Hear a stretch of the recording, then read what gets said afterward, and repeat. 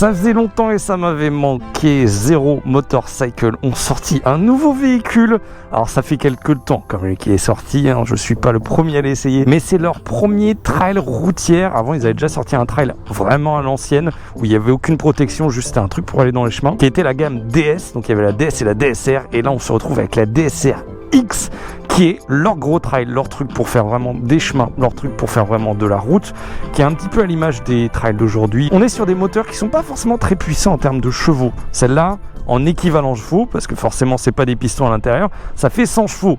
Par contre en couple, c'est là qu'on parle.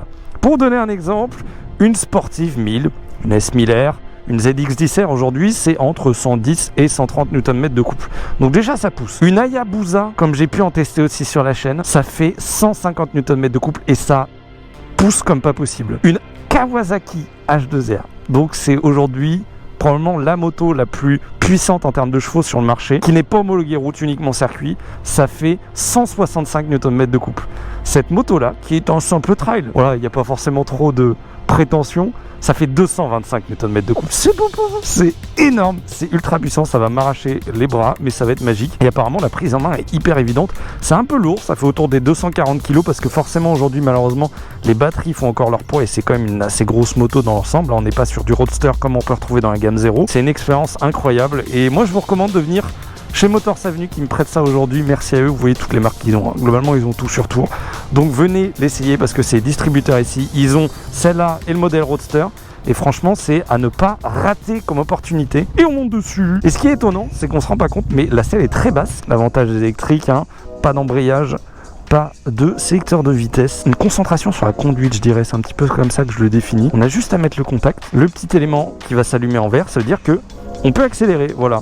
Donc on est en mode standard, il y a 5 modes de conduite sur celle-là. Ça m'avait manqué, Zero m'avait manqué et j'ai hâte de conduire ça. On va y aller tranquille, faut chauffer les pneus. Mais on est parti.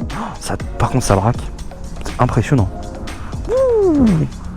Let's go les gars. Ah, ça m'avait manqué. Oh, c'est tellement agréable. Oh là là là là. Je vous invite vraiment, je sais qu'il va y avoir pas mal de détracteurs sûrement en commentaire, des gens qui ne vont pas comprendre. J'ai pas compris, t'as dit quoi? Je vous invite à venir essayer. C'est pas pour rien qu'il y en a dans les concessions, c'est pas pour rien que Motors Avenue, ils en ont à l'essai. Il y a des modèles un petit peu pour les A2 aussi, je vous laisserai découvrir la gamme. Merde, putain, j'ai eu un réflexe d'embrayage. Ça fait longtemps, ok? Ça fait longtemps que j'ai pas conduit d'électrique. Y a pas de souci. Et t'as pas de bruit quand tu t'arrêtes, c'est calme. Quand tu vas dans la campagne, il y a rien de plus agréable qu'une moto électrique en pleine campagne. Oh là là, c'est exceptionnel. Alors on a une bulle réglable que je vais peut-être régler assez rapidement pour voir ce que ça donne, parce que là elle a l'air d'être en position basse. En termes de position de conduite, on est tout de suite hyper à l'aise, c'est très confort, tu es pas mal droit, il n'y a rien de spécial à dire. Hop, 11h10, hop ta gueule. Juste remonter la bulle. D'accord. Ah mais elle est au max. Alors je me suis mis en mode éco, c'est celui qui a le plus de frein moteur logiquement, enfin de récupération d'énergie. Voilà, c'est en vrai c'est impressionnant, vous vous rendez peut-être pas compte. Comment ça mon ref? Mais c'est comme si je prenais le frein arrière et que j'appuyais de façon assez forte en vrai. On va se remettre en mode standard. Oh là là. Satellisé. On va peut-être directement, je vous avoue, se mettre en mode sport. Faut savoir plusieurs choses. C'est une moto donc qui est très puissante en termes de coupe, par contre qui est bridée à 180. Ah, c'est des moteurs électriques, c'est tout le temps bridé un moteur électrique. Là ils ont choisi de le brider assez tôt. En vrai il n'y a pas besoin de plus, parce que je pense que vous allez le voir là. Ça pousse sa mère. Ah. Oh mon dieu. Alors c'est moins fulgurant que sur d'autres modèles. J'ai rien dit. C'est... Alors peut-être la bulle et le carénage globalement enlèvent des sensations. Oh là là. Et à 380, vous n'êtes pas encore à la moitié de l'accélération. On peut évidemment connecter la moto au téléphone et gérer un petit peu ces modes. On peut personnaliser un mode notamment comme ça. En termes de frein moteur, d'aide à la conduite, de puissance, de coupe, tu peux à peu près tout gérer. Tu peux même gérer logiquement ta vitesse maximale. Tu peux brider toi-même la moto à une certaine vitesse. Tu es sur un tapis volant, c'est impressionnant, c'est tout doux. Tu as l'impression que tu glisses sur la route avec des suspensions qui ont l'air d'être très agréables. Quand tu fais ça, tu sens un peu, tu sens la hauteur déjà, tu sens un peu le poids. Il faut quand même l'emmener cette moto. Il y a deux sujets sur lesquels vous m'attendez là sur cette moto qui sont extrêmement importants quand tu es sur de la moto électrique. Les deux sujets qui reviennent tout le temps. Le premier, c'est l'autonomie. Le deuxième, c'est le temps de charge. J'écoute. Sur cette moto, l'autonomie, on va pas se cacher, c'est pas non plus la meilleure. Je m'attendais à peut-être un truc un peu plus développé que ça. L'autonomie des motos électriques change en fonction de ton utilisation. C'est-à-dire que si tu l'utilises plus en ville, et ben forcément, il va y avoir plus de moments où tu vas décélérer, donc recharger la batterie. Et donc, ça restera toujours l'endroit où tu auras le plus d'autonomie. Et ça, c'est beau. Dans cette utilisation ville, tu es à un peu moins de 300 km. Quand tu fais de l'utilisation mixte, c'est-à-dire entre 4 voies et utilisation de ville, tu es à un peu moins de 200 km. Et quand tu fais de l'utilisation full 4 voies à 110 de moyenne environ, tu es autour des 130 km d'autonomie. Alors c'est pas ouf, c'est vrai que je m'attendais aussi à mieux pour une moto comme ça. Cependant, en termes de recharge, la base de la base, c'est tu prends la prise qu'il y a chez toi, tu la branches, tu as 10 heures. Tu as une nuit en gros pour la recharger. Deuxièmement, tu peux la recharger au plus vite en 1 heure. Si tu as la bonne prise et si tu as le bon chargeur, en 1 heure, de 0 à 95%, la bécane est rechargée. Donc ça, franchement, c'est hyper intéressant parce qu'aujourd'hui, les bornes de recharge se développent de plus en plus. C'est vrai. Et le truc aussi à savoir en termes d'autonomie, c'est que ici, entre mes jambes, j'ai un coffre de plus de 26 litres. Voilà, c'est énorme. Tu peux mettre un pack de bière dedans. En gros, pour te donner une idée, c'est le vendeur qui m'a dit ça comme ça. Ça te fait en sorte de top case, ça qui est cool, qui est intégré directement dans la moto. Mais tu peux changer pour un power bank. Donc ça veut dire de la batterie en plus, ce qui te permet d'allonger quand même. Tu passes de à peu près 17 kWh à 21 kWh. Donc tu prends plus 4 à ce niveau-là et ça te rallonge un petit peu ton autonomie. J'ai pas les chiffres exacts en tête. Après, forcément, tu vas devoir le payer, mon petit loup. Hein, évidemment. Je crois pas que c'est gratuit tout ça. Calmez-vous, asseyez-vous, calmez-vous. Et c'est assez déroutant en premier abord quand tu prends une électrique parce que c'est vrai que tu as l'habitude de descendre des vitesses, d'avoir un changement comme ça. Et en fait là... Oh et en fait là, tu as juste à accélérer, ce qui peut être extrêmement Putain, t'es vraiment sur un tapis volant par contre. Oh là là. Elle est beaucoup plus à l'aise de ce que j'en ressens, et je suis en mode sport quand même, dans vraiment les accélérations un petit peu on-off, plutôt que dans une accélération constante, longue, où tu vas perdre en sensation. Oh mon dieu, tu sors des virages. Oh mais si, ça va ultra vite. En vrai, les reprises sont les plus impressionnantes, c'est-à-dire tu fais... Oh, putain, je me suis fait peur. C'est des motos à ne pas mettre entre toutes les mains, comme dirait Étienne. Quelque chose à ne pas mettre entre toutes les mains. Et après ça, tu te mets en mode cruise control. Voilà. Alors ça fait une très grosse moto quand même, hein. Les carénages sont assez longs en plus, donc ça donne une impression vraiment de profondeur. T'es bien dessus, t'es juste pas autant protégé que tu le penserais en regardant une moto comme ça. Même de là, je me dis putain, je me prends quand même pas mal de vent pour ce que c'est. Le haut du corps, ta mère toi. Le haut du corps, il est globalement sous le vent, comme dirait Céline.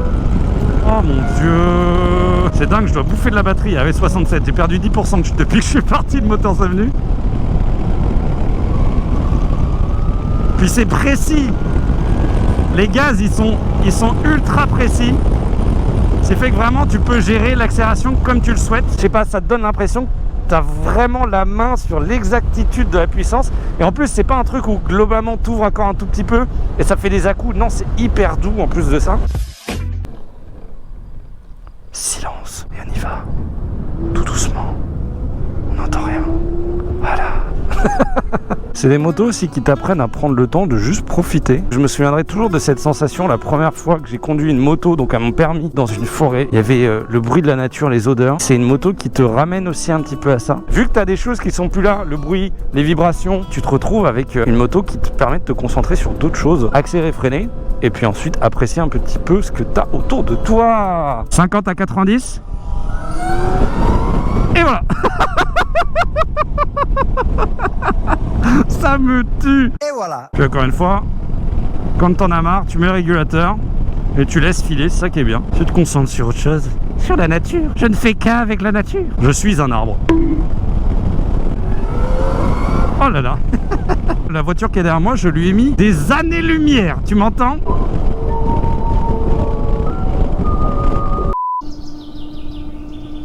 J'entends les oiseaux. Ça n'arriverait pas en moto hein, que j'entende les oiseaux. Grave long.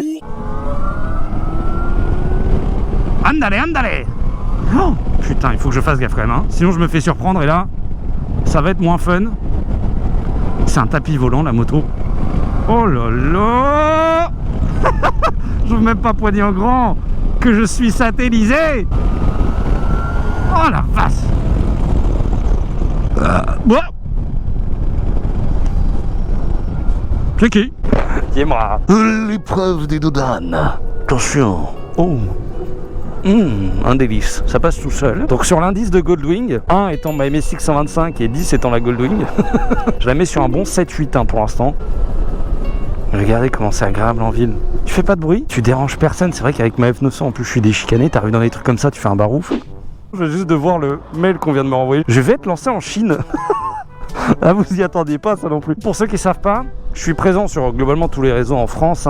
Ça part de Snapchat, Instagram, Facebook, YouTube, TikTok. Et il y a notamment des entreprises qui permettent de vous aider dans ce truc-là. Moi, il y en a une qui m'accompagne pour Facebook et Snapchat parce que j'aurais jamais le temps de faire ça tout seul. C'est beaucoup de travail. Et en fait, il y a une entreprise chinoise qui m'a contacté pour me mettre mon contenu sur des réseaux chinois, c'est-à-dire qu'ils font tout ça et ils prennent une partie des revenus qu'ils génèrent. Je vais être lancé sur notamment Bilibili, pour ceux qui connaissent, c'est le réseau le plus connu là-bas, équivalent à YouTube pour eux. Je suis très content et voilà, je viens de signer le contrat, ils viennent de me renvoyer la contre-signature, donc j'ai hâte de voir ce que ça va donner. J'ai aucune idée. On va être honnête, j'ai pas vocation à faire une carrière en Chine. Il y a globalement un facteur qui fait que c'est intéressant. Potentiellement, c'est une source de revenus en plus. Je sais pas après combien ça me générer. Est-ce que ça va me générer quelques centaines d'euros par mois? Est-ce que ça me générer beaucoup plus? Si eux te contactent, c'est que potentiellement ils voient un intérêt. Parce que dans leur intérêt sur ces contrats comme ça, c'est que eux, vu qu'ils prennent 1% de ce qui est généré, leur but c'est de générer le plus possible derrière, évidemment. Plus ils génèrent, plus ils gagnent. Et du coup, plus ils gagnent aussi. Je regardais quel prix est l'essence là-bas. Ah, la blague. Je suis drôle, putain. Non, un peu quand même. Non. Elle est hyper réactive. Oh la vache. Ta poignée, c'est une extension de ta main. C'est impressionnant. C'est hyper réactif. Les gens sont curieux. Et ça s'entend, hein, quand même. Quand t'arrives, les gens ils tournent la tête. Hop. Alors, je voulais juste aller voir dans les menus. Donc, si je me trompe pas, faut rester appuyé. Ça, c'est les poignées chauffantes. Ok, donc là, tu rentres en mode canyon, mais canyon off-road. Ah, ça, c'est un truc drôle. T'as un mode stationnement. Et là, si j'accélère, je pars en arrière. C'est drôle. Wouh. Ça me fait rire. Attention, les frères, je vais faire une créneau. C'est comme sur la Goldwing. Il est assez... Oh, putain, il est coupleux, le... T'as les 225 Nm de coupe pour aller à l'envers. Donc c'est drôle. Donc voilà, t'as un mode pour pouvoir te garer parce que n'empêche, cette moto reste assez lourde et qu'en plus c'est moteur électrique. On a un mode, ça c'est hyper intéressant, n'empêche, mode charge étendue. Les batteries se vident jamais complètement.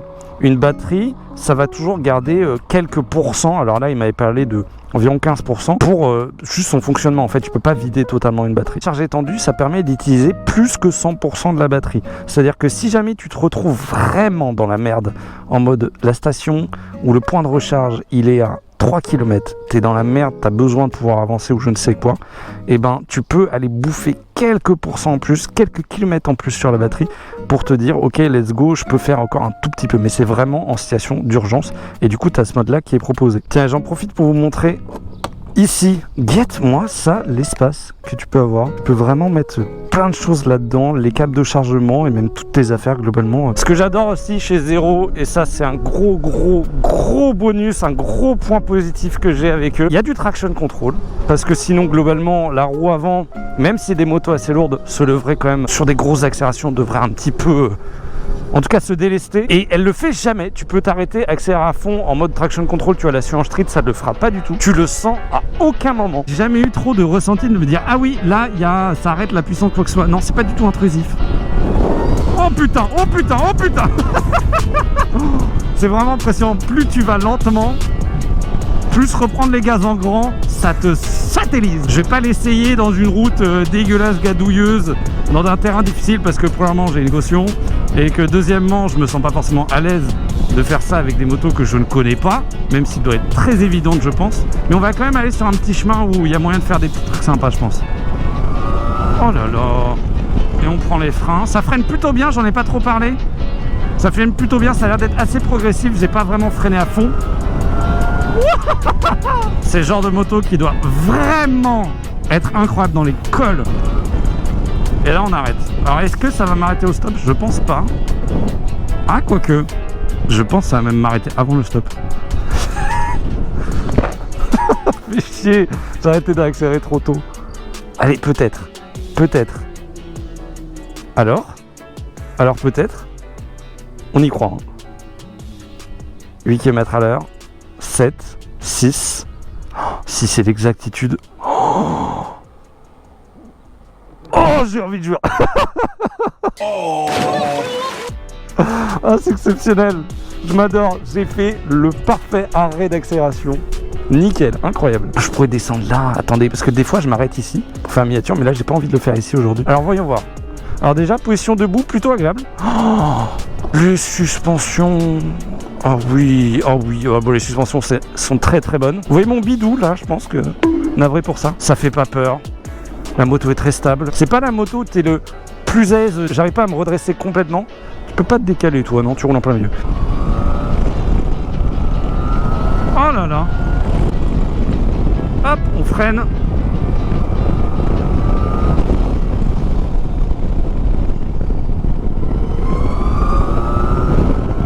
Voilà, c'est ça comme route que je voulais. Pour un petit peu tester. Quel plaisir. What a pleasure, hein. Et tu vois, même là, bon, il y a pas mal de vent. C'est un peu dommage parce que du coup, j'entends pas autant les bruits extérieurs. Mais quand même, tu sens que tu fais pas chier. En fait, même ça, je sais pas. C'est un débat que j'aimerais aussi un peu lancer. C'était en mode... Tu sais, en moto, quand tu as un minimum de bruit et que tu passes dans des coins tranquilles comme ça, globalement, tu fais plus chier qu'autre chose. Et avec un truc comme ça, tu sais que les gens, ils savent même pas que t'es là.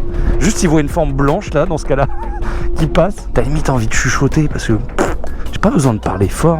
Le seul truc qui me donne envie de parler fort, c'est parce qu'il y a du vent. Je sais que c'est pas forcément le genre de contenu où là, vous allez le plus rester, mais en fait, j'essaye vraiment de vous transmettre le sentiment que ça fait d'être avec cette moto, où là je vais même pas forcément me lever, tu vois. Je trouve que tu fais beaucoup plus un avec la route, et avec les sensations, et avec la pratique de la moto, que dans le cadre d'une moto thermique, où certes c'est différent, et certes ça apporte des sensations différentes, mais là je ressens beaucoup plus de choses, j'ai l'impression. Oh là là, c'est exceptionnel.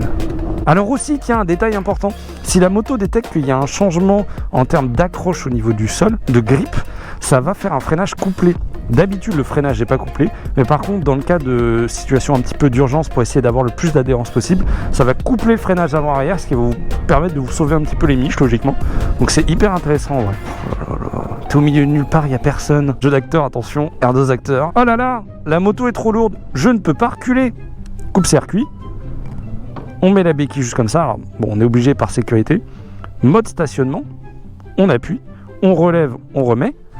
Et là, on peut céder du moteur pour se positionner. C'est pas beau. Qu'est-ce qu'on en pense? J'en profite d'être au milieu de nulle part et de kiffer la life. Le style, on peut en parler.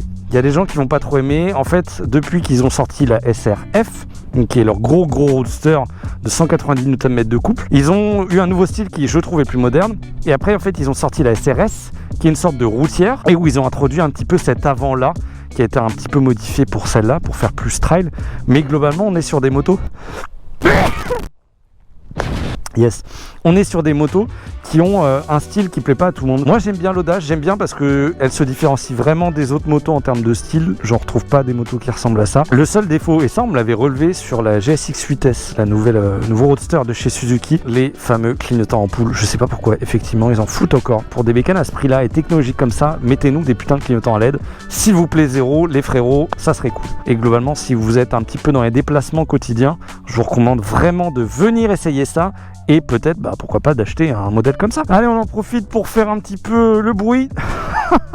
Excellent, j'adore mes blagues. Non, en vrai, je voulais faire le klaxon. En vrai, rien de spécial. Au moins, il est pas nul. Si seulement ça coûtait 10 000 € de moins aussi, quand même. Je pense que plus tard, ça se démocratisera et on aura plus l'habitude, j'espère, d'avoir des motos qui font des centaines de kilomètres d'autonomie très facilement et qui, globalement, restent beaucoup plus abordables. Oh la vache. Ça veut même pas dérober. Ah si, un petit peu quand même. J'ai trop peur de faire n'importe quoi. 48% d'autonomie, ce qui veut dire qu'on va avoir assez pour aller sur autoroute et faire une belle accélération, donc ça c'est cool. Mais tu vas globalement beaucoup moins vite qu'avec une grosse moto, genre je prendrais une S1000R. Là vraiment juste ça pousse, mais ça t'emmène pas extrêmement vite non plus par rapport aux sensations. Oh là là. Pour moi la moto parfaite, c'est la moto qui donne des sensations à la plus basse vitesse possible et avec le moins de prise de vitesse possible. Si tu peux avoir une moto qui te donne beaucoup plus de sensations qu'une 1000 où tu as besoin d'être à 10 000 tours minute et à déjà plus de 100 km/h pour avoir un début de sensation en première et que tu peux avoir les mêmes sensations à 30 km/h avec une autre bécane, bah pour moi la bécane qui est la plus intéressante de façon la plus logique possible, c'est la bécane qui te permet d'avoir des sensations à 30 quoi. T'es grand mort toi. L'habituelle autoroute. On va voir ce que ça donne. Je pense que ça donne beaucoup de sensations au début, mais qu'à force qu'on va se rapprocher de la VMAX qui, je rappelle, est limitée à 180, ça va être tout de suite un petit peu moins fun. Attention. Ah c'est parti. Ouais, c'est moins fulgurant. Ah, la vache, ça pousse quand même, hein. La batterie qui file à vue d'œil. C'est terrible. C'est vraiment à la reprise. Et là, j'ai pas eu autant de sensations que... Bon, ça pousse, quoi. Mais ça pousse sans forcément faire un... Donc là, on va se pencher vers l'avant parce que globalement, on va essayer de garder de l'autonomie. Parce que c'est littéralement les circonstances où ça perd le plus de batterie d'être comme ça sur une 4 voies. Et encore plus si vous restez debout, forcément. On a pris l'autoroute, on était autour des 37%. Je vais me caler à 90 et on va voir quand je vais sortir de la 4 voies, du périph' de Tours. On va voir à combien j'en suis. Tout ce que c'est que là, en portée, ça me donne 56 km.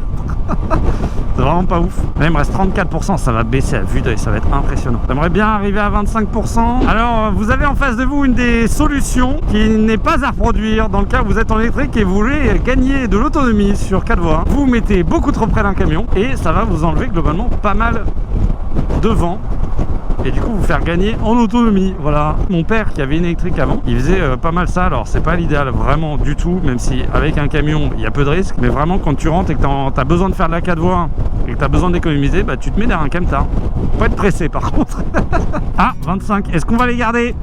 Est-ce qu'ils vont rester avec nous jusqu'à la sortie? 600 mètres à faire, 600 mètres et 1%. Il y a le panneau de la sortie, on a tenu les 25%, l'objectif est remporté, yes. Ça va permettre aussi la ville, je me faisais réflexion tout à l'heure dans mon casque, on va pouvoir adresser, encore une fois et toujours, ce même problème que les gens se posent, ce même cliché qu'on a du fait que oh, tu fais pas de bruit, c'est hyper dangereux en ville, une moto comme ça, moi je pourrais pas. Et voilà, et tous ces gens qui disent ça habituellement, qui ont ce genre de commentaires, et donc qui montrent de façon très ouverte, assez étonnamment, qu'ils n'y connaissent rien à la moto, et ben du coup tous ces gens là on va pouvoir leur montrer que là je vais littéralement traverser Tours de part en part et tout va bien aller. Il n'y aura pas plus de soucis que quand je suis avec mes autres motos qui font beaucoup plus de bruit. C'est juste une question de visibilité et non pas de bruit. Je sais, c'est étonnant. Par contre là le danger qu'on a avec ces véhicules, c'est que tu peux tellement déboîter vite qu'habituellement on te dit, quand on t'apprend le code de la route voiture, faites gaffe aux deux roues parce qu'ils peuvent avoir une capacité d'accélération qui est largement supérieure à ce que tu peux voir d'habitude et donc que tu peux te faire surprendre. Bah alors là avec ça... Bonjour, la surprise elle est entre mes jambes. Et puis ce qui est hyper agréable quand même avec ce genre de moto, c'est que tu n'as pas à toucher les freins. Regarde, même là.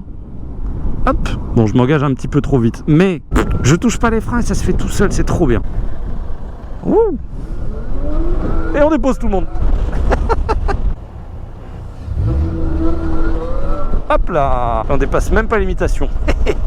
Mais ce qui est bien pour l'instant, c'est qu'elle a tous les avantages du trail. Forcément, c'est un trail. Figurez-vous que ça a les avantages de genre de moto. C'est haut sur pattes, tu vois loin, c'est un peu moins maniable, mais ça passe un peu partout. C'est un superbe angle de braquage, vraiment. C'est confort, t'as un guidon large, donc c'est très stable. T'es grand mort, toi.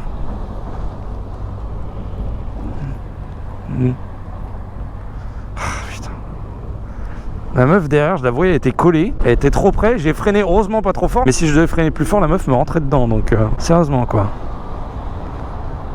Sens de sécurité. Oh. Pardon.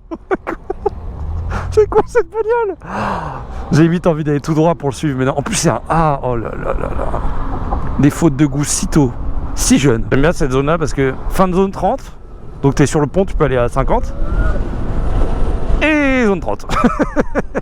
Ah, je vais être triste quand même de la quitter. Après, bon, est-ce que c'est une moto que j'achèterais personnellement? Non. Je préfère largement la SRF. J'ai pas encore testé la SRS, donc l'autre carénée plutôt routière, ça c'est trail. Et je préfère la Roadster déjà en termes de station, c'est largement mieux. C'est plus léger, ça fait dans les 220 kg. Elle est bien cette moto, mais je préfère vraiment rester du point de vue d'une moto un peu plus naked. Je vous invite à aller regarder le reste de ma chaîne YouTube si vous voulez. Il y a les différents essais des zéros que je vous mettrai notamment en description pour ceux qui sont curieux.